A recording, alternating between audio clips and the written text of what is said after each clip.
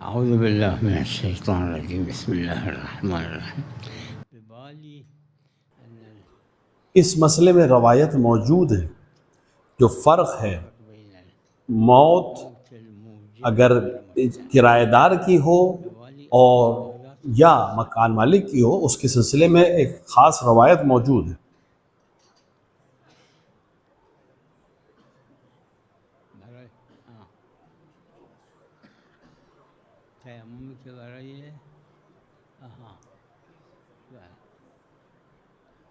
इसमें इख्तिलाफ़ी मसला, इस तयम्मुम का ये मसला कि एक जमात का नज़रिया ये है कि तयम्मुम राफ़े हदस है, जैसे वज़ू, जैसे गुस्ल। लिहाजा हर वो चीज़ जो वज़ू गुस्ल से जायज़ हो जाती है, इससे भी जायज़ हो जाएगी। बाज़ कहते हैं नहीं नहीं, सिर्फ नमाज इससे सही होगी। इस पर इख्तिलाफ़ है, कदीम से आज तक इख्तिलाफ़ है इस मसले में, क्योंकि रवायत मौजूद है कि तुम्हें 100 साल, तुम्हारे लिए 10 साल के लिए काफ़ी है। तो फ़ुक़हा ने से जो नतीजा इन तमाम रवायतों से जो निकाला है वो अलग अलग है कि राफ़े है या मुबीह है, यानी सिर्फ नमाज उससे जायज़ हो जाती है, दूसरी चीज़ों का अमल नहीं कर सकते, या राफ़े हदस है जैसे वज़ू और गुस्ल। मेरी नज़र में राफ़े है, यानी बिल्कुल वज़ू और गुस्ल की तरह अमल करेगा तयम्मुम।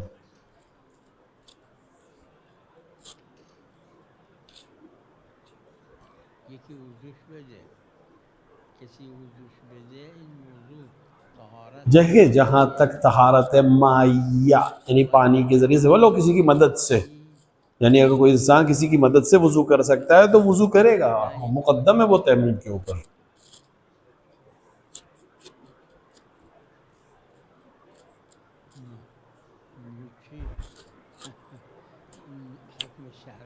देखिए, हुक्म शरई या मुज्तहिद बताएगा,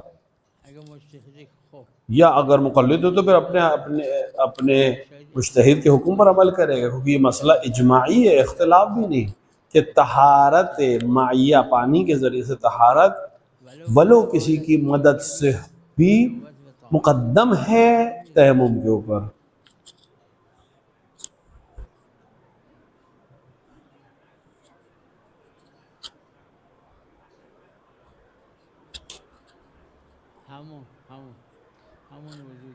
वही वज़ू देने वाला, वज़ू में मदद करने वाला, उसके हाथ को उठाकर उसी के हाथ से मसा करवा देगा, सर का और पैर का, अगर वो हाथ वहाँ तक नहीं ले जा पा रहा है।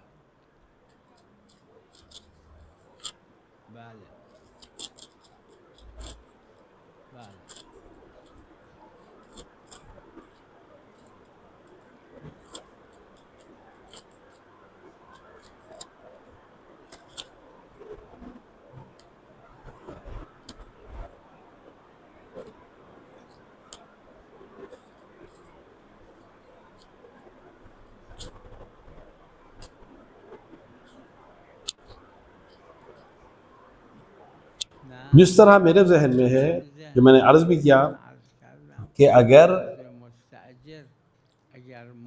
किराएदार मर गया तो ये मामला जो है किराएदारी का, ये बातिल हो जाएगा, ख़त्म हो जाएगा।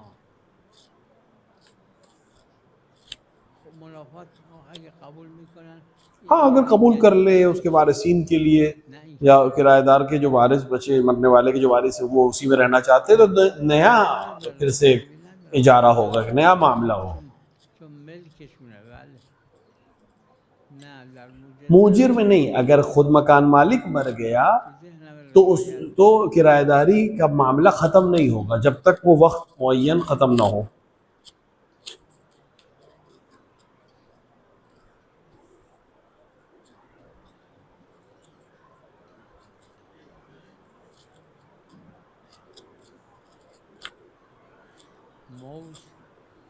मौत का मतलब हयात का ख़त्म हो जाना,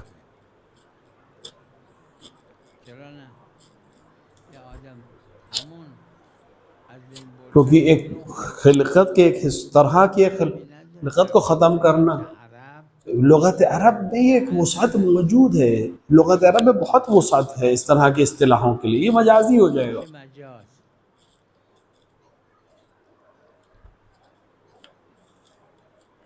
بله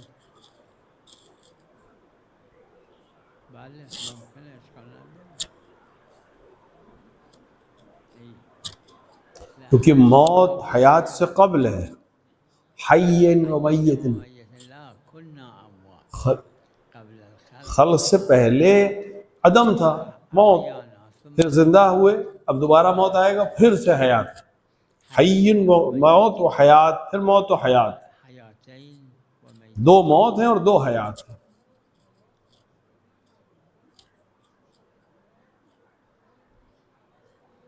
وهمين همين الذي ये मजाजी माना है, ये जो इसमें कोई हर्ज नहीं है। اشكال نداره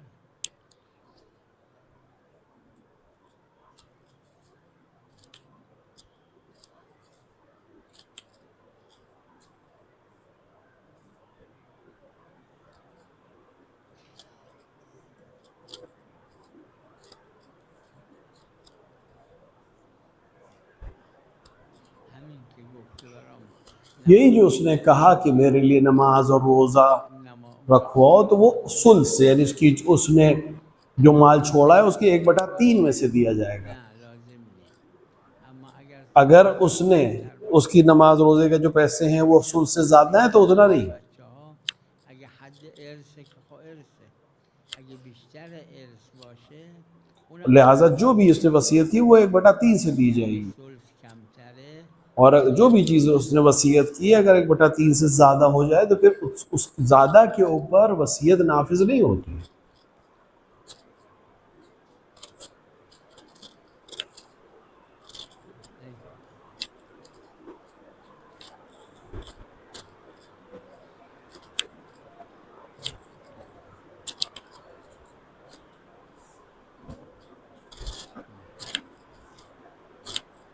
اذا قاصر فاشكال مغلوب والمقصر معاقب अगर कोई कासिर है उससे तो اذا तो उसको, यानी जो समझता नहीं है, जिसको मालूम नहीं हुआ है मसला, तो वो उसके लिए कोई सज़ा नहीं है।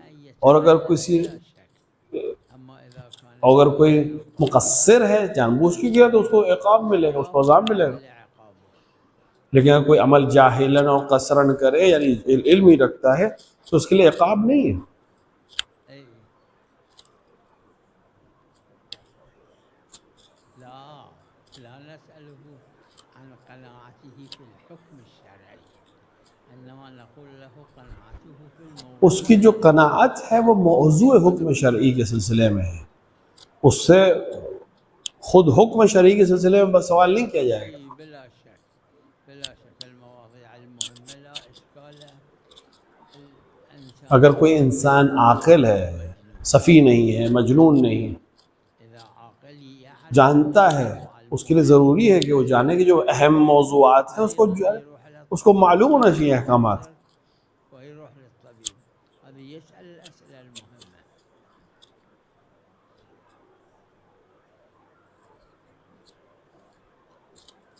أي أي أي بلا شك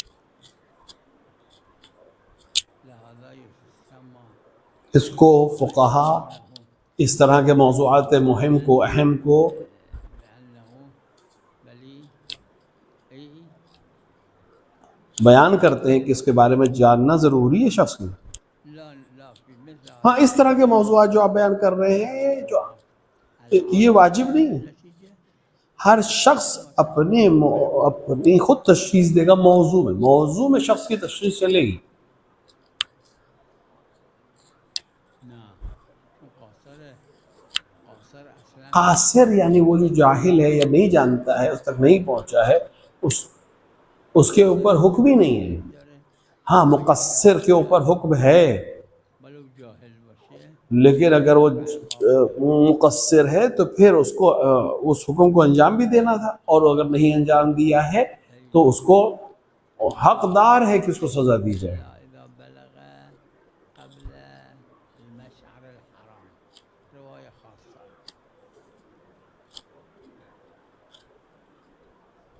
سلام عليكم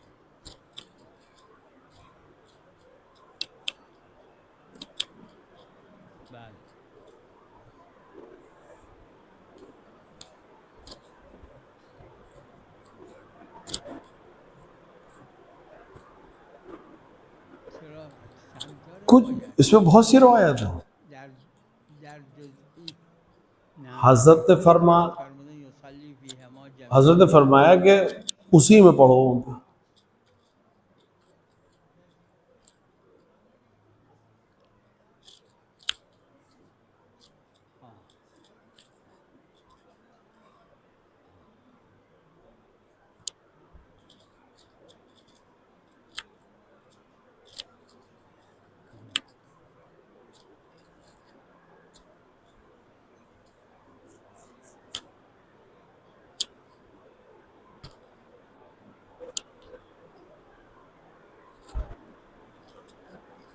लेकिन आप कह रहे हैं कुर है, पानी अगर कुर है, कुर नजिस नहीं होता है।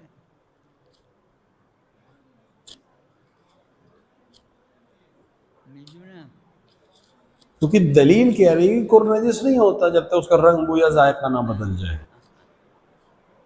نه در کل نمیگه इसीलिए ولی इल्म इजमाली में वहां मुनज्जिज है منجزه एक, उनमें से कोई एक طرف اگر तफसील से मालूम हो जाए तो हमारे लिए हुक्म मालूम हो।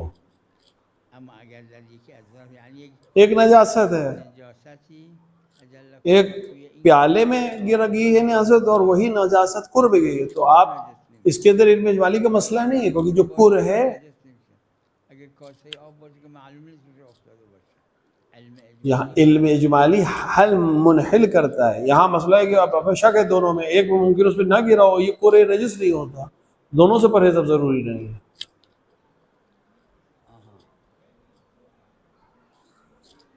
हाँ بخاطر فهم عدم خصوصیت همون همینه जो ज़वाहिर हुज्जत है या नहीं, حجت یا نه तो जो जहाँ पर जाहिर हो रहा है मानी, حضرت हजरत से पूछा कि दो लिबास है, एक नजिस एक ताहिर। که طاهر हजरत का 2 बार नमाज पढ़ो, 2 بار نماز بخونه یصلی یصلی रसल्ली फीहिमा जमीअन, दोनों में पढ़ो, ताकि कोई एक नमाज जो है वो सही लिबास में हुई। अब वो लिबास हो या अबा हो या कबा हो, कोई ستم همینه چون فهم عدم فرق जो अहले फन है, इस चीज़ का माहिर है, वो समझ रहा है कि इसमें कोई फ़र्क नहीं है। चाहे اگر فقیه باشه و زور به طلبه نه نمیگه लिहाजा इल्म इजमाली में और शुबह अगर महसूरा हो, तमाम अतराफ मालूम हो, मुब्तला हो, ابتلا باشه एक भी अगर महल इब्तला नहीं है तो फिर है ही नहीं का मसला। फ़र्ज़ करें, اگر فرض کنید یک मैं मिसाल दे रहा हूँ, مثال منه حالا ایشون یه جوری دیگه شاید مثال कोई जगह है, یه جاییه 100 ईंटें रखे हैं, آجره मुझे यकीन है उनमें से एक नजिस है, آجرا نجس پای تر رو 99 और मैंने 99 के ऊपर गीला पैर रखा है, अब एक बचा है, محصوره این तो ये आखिरी वाला महकूम में नजासत नहीं है। چون احتمال داره اونی که نجس بوده پامو روش نگذاشته یعنی این قیدار तो इस तरह से शुबह महसूरा की कैद की जाती है। اون جایی که اسم بفرماد شما زور میبره میگن نه منجز تکلیف نیست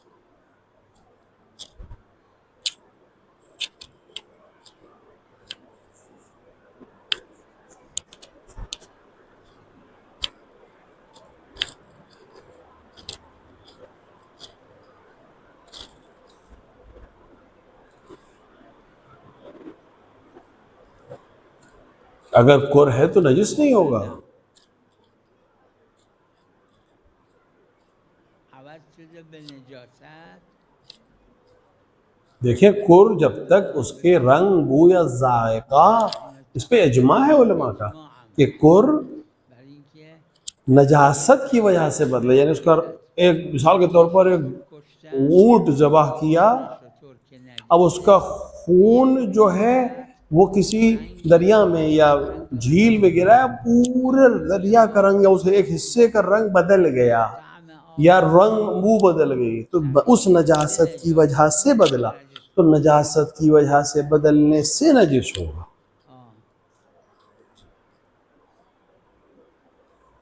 اگه لونش بخون عوض شده این عبا هم میشه نجس اگه طاهر हाँ, अगर उसका रंग जो है खून की वजह से बदल गया कुर का, तो ये अबा भी नजिस हो जाएगी जो जिसमें खून लगा था, क्योंकि अगर रंग उसका बस हुआ तो ये अबा जो उसके अंदर गिरी ये भी नजिस हो जाएगी।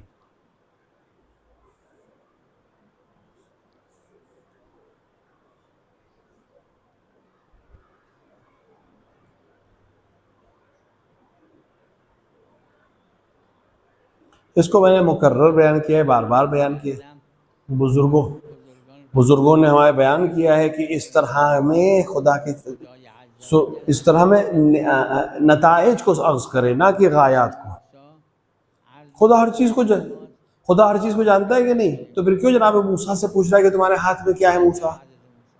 ये कहते हैं इसको इस तरह का मतलब है कि मबादी को छोड़ दो, असल नतीजे को लो। पैगंबर अकरम सल्लल्लाहु अलैहि वसल्लम अगर ये जिब्राइल से ने कहा भी हो, जिब्राइल से इस तरह की चीज़, तो इससे ये मुराद नहीं है कि पैगंबर को मालूम नहीं है, बल्कि उस नतीजे तक पहुंचाना चाह रहे हैं पैगंबर।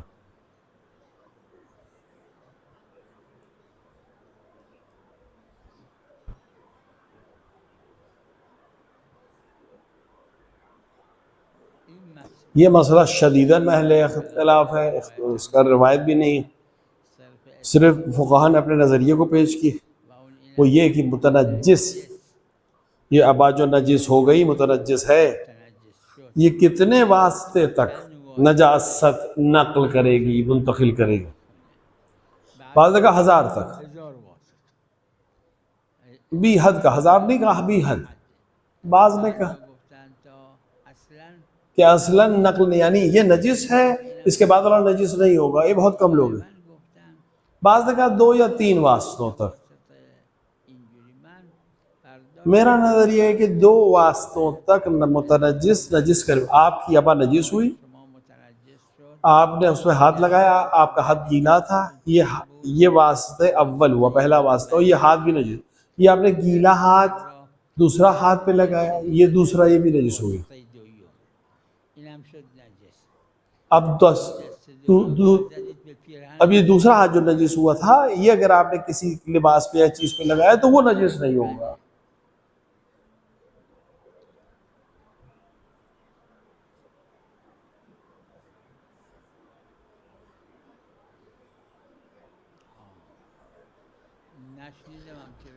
मैंने इस तरह की रवायत नहीं सुनी, शायद फुक़हा ने कहा हो।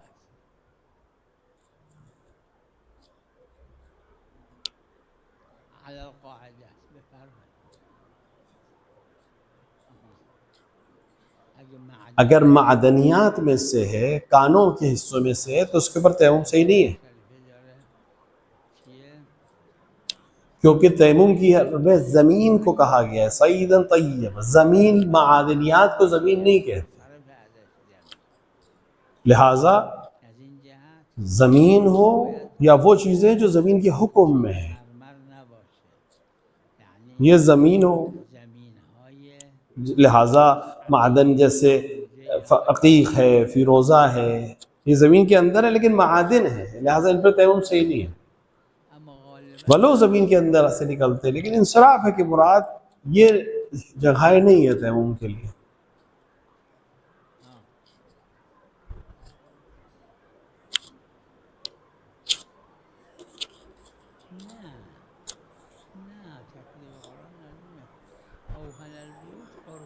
ये उर्फी माना है, उर्फ में इस्तेमाल हुआ।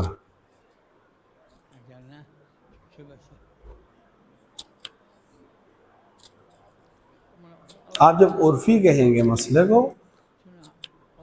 उर्फ चूँकि हर चीज़ को नहीं समझता है, चूँकि कुरान है उसमें शुबहा नहीं है किसी का तरह का इसके सही होने में, तो हम उर्फी मानने में लेंगे।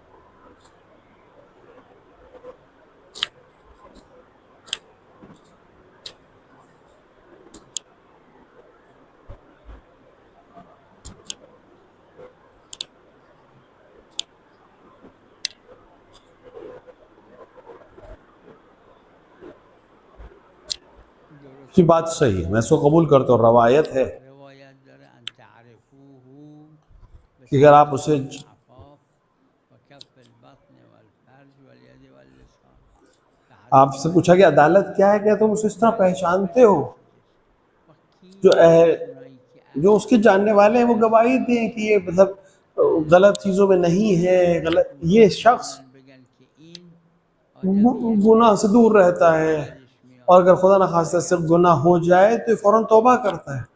وقت باید محرز लिहाजा باشه मालूम होना चाहिए कि गरज व मरज ना हो इसकी कोई इस तरह की चीज़ों के।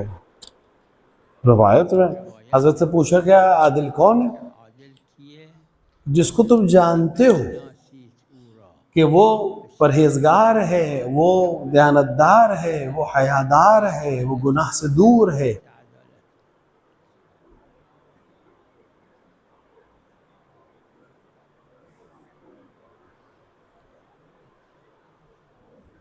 عدالت بد देखिए اخلاقی बद अखलाकी अगर हराम है तो फिर आदिल नहीं है। عادل نیست میدونم उसमें गाली देता है, میکنه مگه تو قرآن فحش نیست देखिए गाली देना कुरान में भी गाली मौजूद है, गाली गलत मौके पे गलत तरीके से देना हराम है, वरना खुद गाली अपने आप में اگر इंसान को अदालत से बाहर नहीं करती। بد اخلاقی حرامه बेजा गाली देना, गलत तरह से अमल करना, ये है। और अहले البته फ़न आके बयान करें कि ये गाली ये हराम है, ये हराम नहीं که है। حرامه سلام علیکم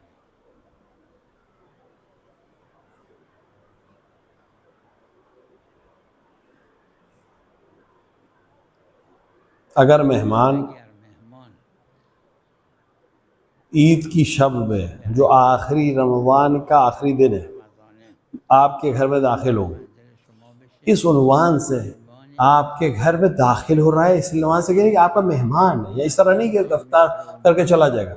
ये जो आकर रफ्तार करता है चला जाता है, ये मेहमान नहीं, تو روایت داره इसको ضیف ज़ैफ़ के माने में नहीं है। ज़ैफ़ یه एक مقام वो है जो अपना अपना सूटकेस लेके आता है आपके घर में रखता है, चाहे आपके घर में अफ्तार ना करे, लेकिन अब आपका मेहमान कहलाता है, लेकिन अभी 2-3 दिन यहाँ रहेगा, میمونه اینجا इसका این फितरा आपके دیگه ऊपर है। با صاحبمنده लेकिन अगर आता है اگر میاد अफ्तार करके चलाता है, जो आजकल की दावतें होती این है, دعوت که هست इसको ज़ैफ़ कहते हैं। ضیف بهش अब میگن हम शक कर रहे हैं شک कि میکنیم ज़ैफ़ जो रवायत में है आम है दोनों عام मानों को या همونه ख़ास है, तो कदर मुतयक्किन वो है कि जो घर में वारिद हुआ है। वारिद وارد से मुराद آن यानी मेहमान बन के आपके घर में आया है, रहने के लिए आपके घर में आया है, 1-2 दिन रुकने के लिए आपके घर में आया है। آها همینجا جو عائله هست لحاظا बास फ़ुक़हा ने इसमें हाशिया लगाया है, توصیه کردن گفتن باید یه बाज़ जगह 10 दिन یه रुके तब मेहमान करें, लेकिन ये गैर मशहूर है। غیر مشهوره این نه मेहमान जो कहा जाता है, یعنی حالا مگر یه وقت نمیشه یک مهمونی कभी कभी एक आदमी इंसान किसी के घर में, किसी जानने वाले घर में, रिश्तेदार घर में आता है, एक आध दिन रुकता है, लेकिन उसे मेहमान कहते हैं। ये मेहमान वो है जिसका ज़कात फ़ितरा मेज़बान के ऊपर है।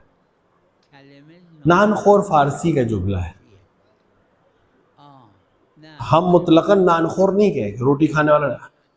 ایلوله ज़ैफ़ आया है ضعیف रवायत में, کلمه ضعیف هست ज़ैफ़ के 2 माने हैं دو جا रवायत में, ये 2 जगह इस्तेमाल हो ما شک कि इनमें से अब हम शक कर रहे हैं किस कौन सी किस्म के ऊपर है, اکثریت گردن صاحب कि خود सिर्फ एक किस्म है या दोनों किस्में हैं। तो कदर मुतयक्किन वो एक किस्म है जिसमें मेहमान अपने सामान के साथ आपके घर में वारिद होता है रुकने के लिए।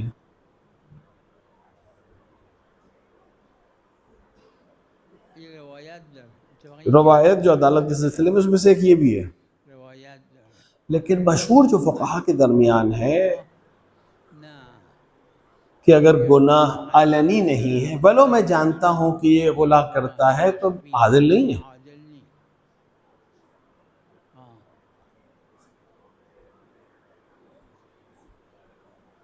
و همین کافیه ये हुस्न ज़ाहिर है। حسن ظاهره هم فقها گفتن फ़ुक़हा कहते हैं कि ये शरअन काशिफ है अदालत से, शरअन شما میفرمایید हुस्न ज़ाहिर यानी सही से रहता है, सही से मिलता है, सही से अमल को अंजाम देता है, यही काफ़ी है हमारे लिए समझने के लिए कि आदिल है।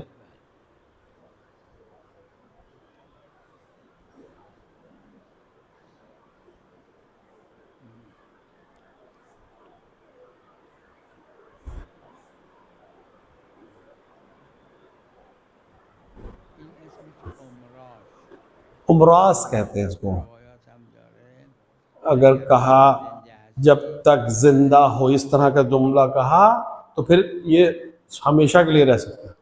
انتقال به وارث عین میشه منافع مال اینه तो ऐन जो है वो वारिस को मिलेगा, लेकिन मुनाफा जब तक जिंदा है इसी शख्स को मिलेगा। मिसाल के तौर पर किसी शख्स को घर इजारे पे दिया, ऐन यानी ऐन वो घर जो असल है वो तो इसका मालिकियत है, लेकिन उस पर रहने का जो फायदा है वो ये मिसाल जो किराएदार है उसको दे रहा है।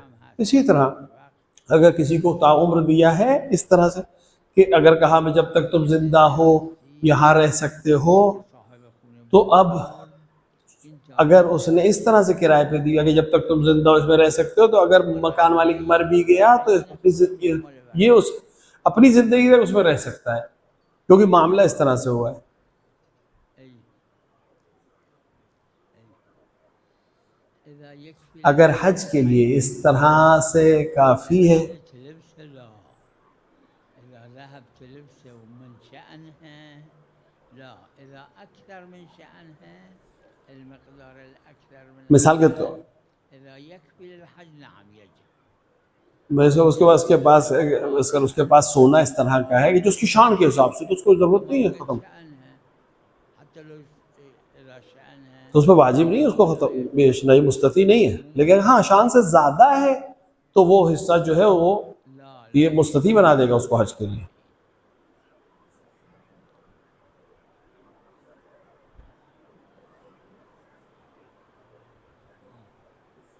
بلا एक जमात का नज़रिया यही है, मेरा नज़रिया भी यही है। همینه अगर शख्स मुस्तती था और हज पे नहीं गया, رفت خودش که میخواست بره अब वो ईरान से जाता मसलन, तो उस हज ईरान से देगा, از ایران رو میداد ईरान से जाता। लेकिन अब अगर उसके वारिसीन उसके मरने के बाद हज देना चाहे तो ज़रूरी नहीं ईरान से किराया दें कि जो महंगा है। تره हज मीकाती दे दे, वहीं से किसी मक्के से कोई जाके कर ले या अरब से जाके कोई कर ले।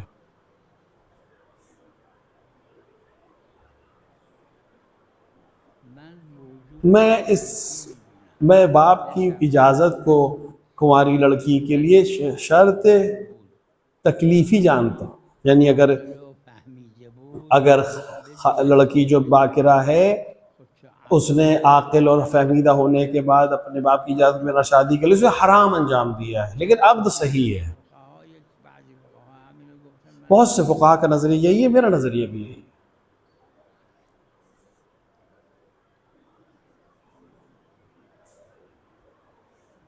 فرق نمیکنه تصرف مطلقا این دخول حساب میشه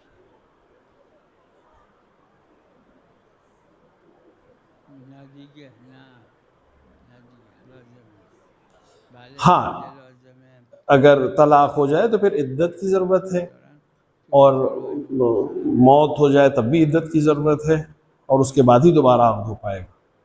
چی؟ آخه روایاتش مختلفه देखिए रवायत उसकी मुख्तलिफ है वालिद की विलायत के सिलसिले में, तो उसने कहा कि कोई अम्र नहीं है वालिद के ऊपर, بعضی روایات बाज़ में कहा अल्लाह यानी उसके लिए ऊपर कोई मतलब नहीं है। तो रवायत में इख्तिलाफ है, लिहाजा फ़िक़हा के नताइज में भी इख्तिलाफ है। हम शक करेंगे तो क़द्र मुतयक्किन के ऊपर चले जाएंगे। حرمت بعضی جماعتی از فقها बाज़ ने तो सरीह फतवा दिया कि हराम भी नहीं है, ये अखलाक़ी हुक्म है कि बाप से इजाज़त ले कुंवारी लड़की।